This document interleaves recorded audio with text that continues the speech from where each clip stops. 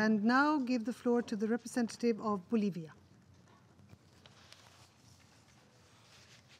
Gracias, señora presidenta. Felicitarla y a todo su equipo por la extraordinaria manera en la que están presidiendo el Consejo de Seguridad en este mes de enero de 2017. Segundo, es dar la bienvenida nuevamente a nuestro secretario general, el señor Antonio Guterres, decirle que estamos impresionados por su liderazgo, su capacidad y su deseo de que este sea el año por la paz en las Naciones Unidas. Me permito citar una misiva que le envió el presidente Evo Morales después de que usted asumió la Secretaría General.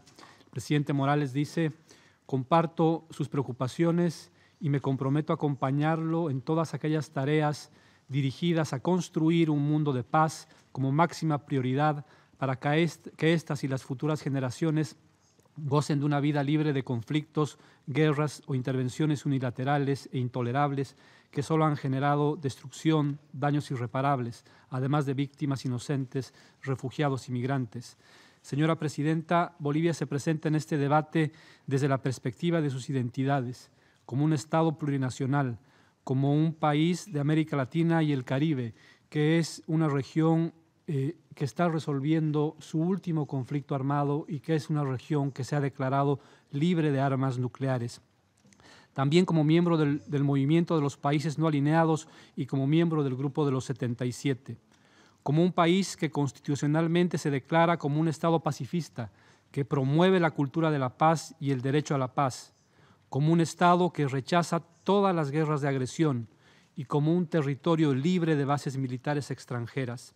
Señora Presidenta, existe un acuerdo común en que la arquitectura de la Organización de Naciones Unidas debe centrarse en la necesidad de priorizar la prevención y la mediación para romper el ciclo vicioso de la conflictividad.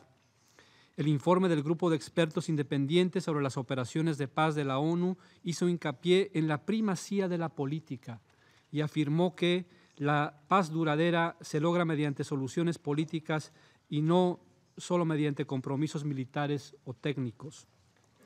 Reafirmamos la necesidad de consolidar de manera eficiente y eficaz a la Comisión de Consolidación de la Paz que aproveche plenamente las ventajas y beneficios derivados de la diversidad de su composición.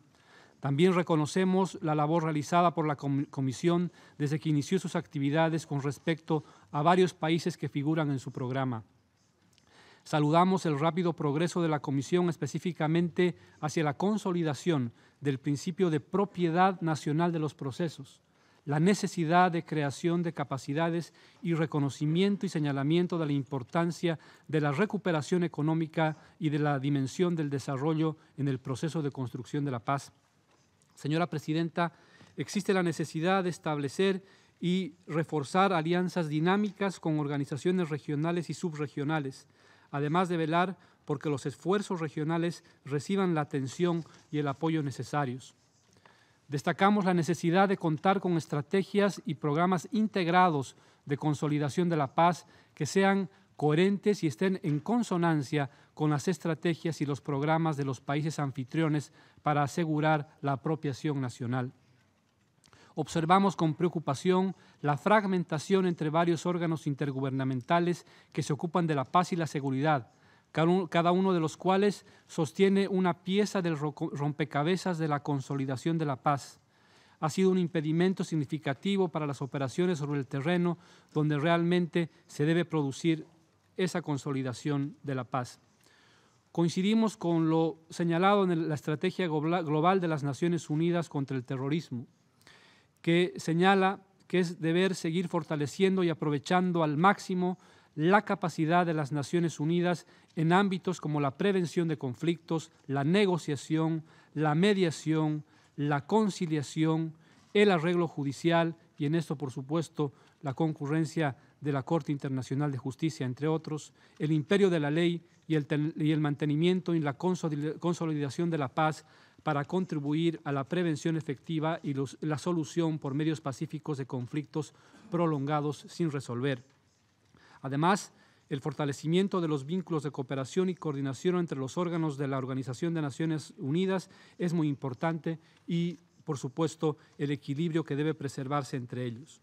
Señora Presidenta, el Consejo de Seguridad no debe ocupar los espacios y competencias que corresponden a la Asamblea General o al Consejo de Derechos Humanos o al Consejo Económico y Social.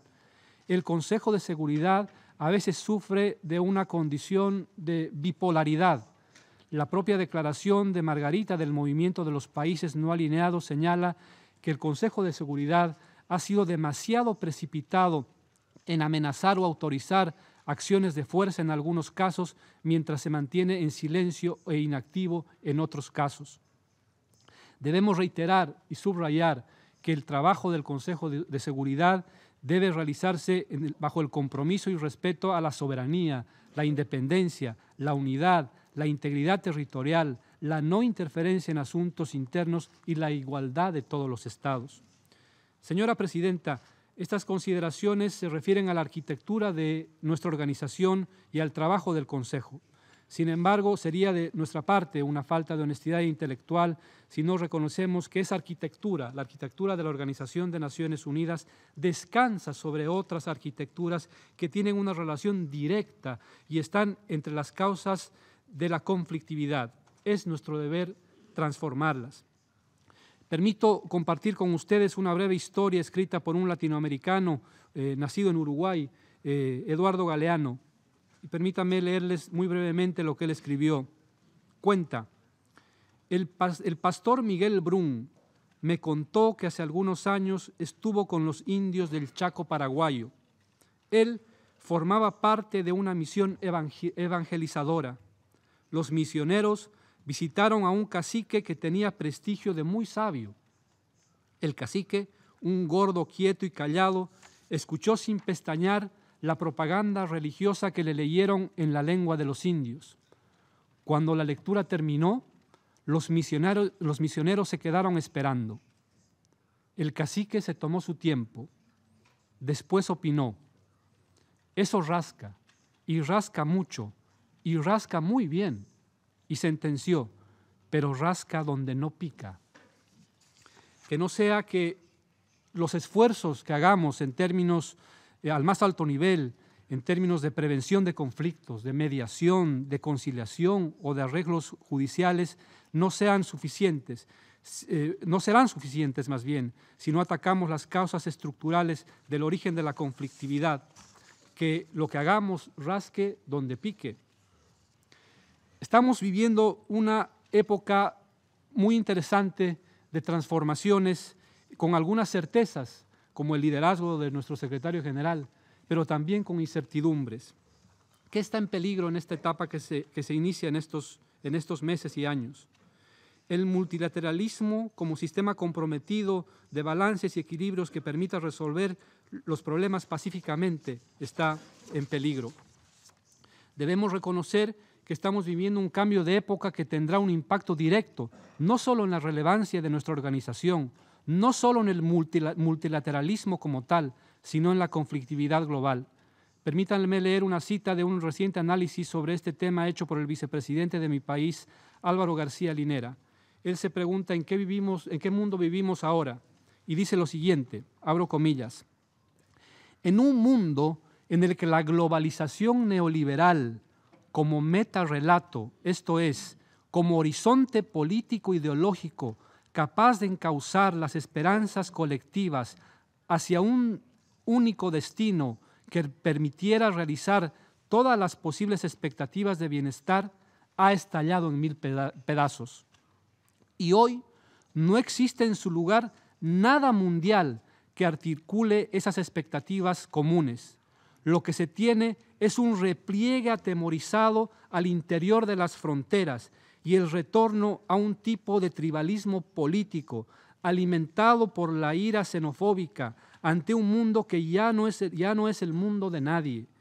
Un repliegue a estados proteccionistas, si es posible amurallados, además de visibilizar un malestar planetario en contra de la devastación de las economías obreras y de la clase media, ocasionado por el libre mercado planetario. Cierro comilla. En ese marco, ¿cuáles son las amenazas estructurales al mantenimiento de la paz y la seguridad internacionales? En primer lugar, el intervencionismo. Nos preguntamos, ¿estaríamos viviendo la grave situación en el Medio Oriente y en el norte de África de no haber sido por el intervencionismo? ¿Por esa política unilateral, violatoria de los principios de Naciones Unidas de cambio de régimen? ¿Estaríamos viviendo la conflictividad que vivimos ahora de no ser por el neocolonialismo? ¿Por las políticas de los patios traseros, de las zonas de influencia, de la repartija del mundo?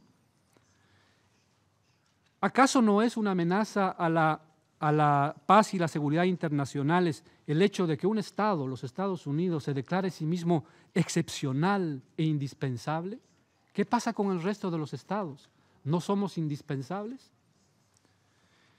Esa visión de que existe un primer mundo y un tercer mundo son falacias. Existe un solo planeta y la amenaza del cambio climático nos la muestra de manera muy real, con responsabilidades comunes, pero también con responsabilidades diferenciadas. La lucha contra el cambio climático es la misma lucha de la defensa de los derechos de la madre tierra. Otra de las grandes amenazas a la paz y seguridad internacional es, sin lugar a dudas, la desigualdad. Un último reporte de Oxfam señala que prácticamente el 50% de la riqueza mundial está concentrada en el 1% de la población. Esa es una amenaza a la paz y seguridad internacionales. Pero no solamente eso, sino que la propiedad de la riqueza está en manos de transnacionales. Y lamentablemente la Organización de Naciones Unidas ha fracasado en regular de manera internacional la influencia de las transnacionales. Otra para entender las amenazas a la conflictividad, a la paz y a la seguridad internacional, tenemos que preguntarnos, ¿en manos de quiénes están los recursos naturales? Lo decía el secretario general. ¿No es la disputa por quien posee los recursos naturales la real causa de muchos de los conflictos? ¿En manos de quiénes está el sistema financiero? ¿Cuántos conflictos internos o internacionales han provocado la actual arquitectura del sistema financiero? ¿Cuál es la relación de la deuda externa y la conflictividad en los países del sur? ¿Acaso no es una amenaza a la paz y a la seguridad internacional el poder militar que concentran algunas potencias, el bochornoso gasto militar y las armas nucleares que constituyen uno de los más grandes peligros para la seguridad y para la supervivencia del planeta? ¿Acaso no es una amenaza a la seguridad internacional el hecho de que la tecnología, los saberes y la ciencia estén en manos de unos pocos? La ONU, señora Presidenta, y lo sabemos todos nosotros, no es un club para pasarla bien, es el foro más importante e indispensable para resolver estos problemas. La mejor forma de mantener a nuestra organización relevante es transformarla, es revolucionarla. Y permítame terminar esta intervención reiterándonos que estamos aquí, los pueblos de las Naciones Unidas, como dice nuestra carta, para preservar a las generaciones venideras del flagelo de la guerra que ha infligido a la humanidad sufrimientos indecibles. Muchas gracias. I thank the representative of Bolivia for his statement.